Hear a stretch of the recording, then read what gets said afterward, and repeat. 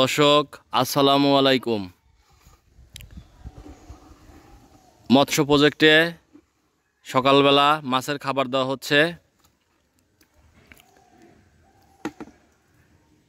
এখানে দেশি প্রজাতির বিভিন্ন ধরনের মাছ আছে, যেমন শোল মাছ, তারাবাই মাছ, মিনার কাপ মাছ, কালবাউস মাছ সহ আরও বিভিন্ন ধরনের মাছ দেওয়া হয়েছে। এই মাছেরই যে সকালবেলা খাবার দেওয়া হচ্ছে।